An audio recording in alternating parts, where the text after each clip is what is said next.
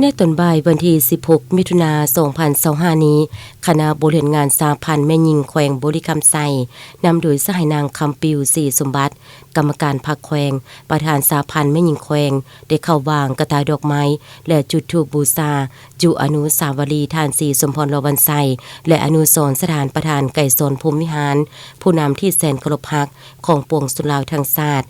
เนื่องในโอกาสดำเนินกองประชุมใหญ่ผู้แทนสาพันธ์แม่หญิงแขวงบริกรรมไซครั้งที่8ที่จะไขขึ้นอย่างเป็นทางการในต่อหน้าทั้งนี้ก็เพื่อแสดงถึงความเคารพรักความกตัญญูรู้บุญคุณ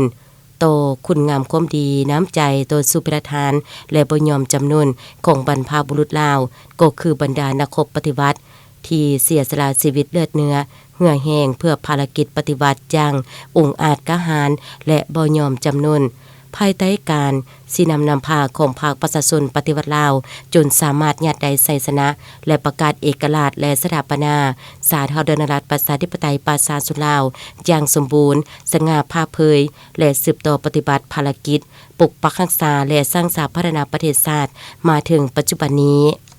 นอกจากคณะผู้แทนดังกล่าวได้เข้าร่วมกองประชุมอยู่ที่สโมสรใหญ่ของแขวงโดยเกียรติเข้าร่วมของสหายบุญทรงเพชรเจริญคณะประจำพรรคแขวงหัวหน้าคณะจัดตั้งแขวงเพื่อรับฟังการผ่านกฎระเบียบต่างๆของกองประชุมใหญ่ครั้งที่8ของสาพันธ์แม่หญิงแขวง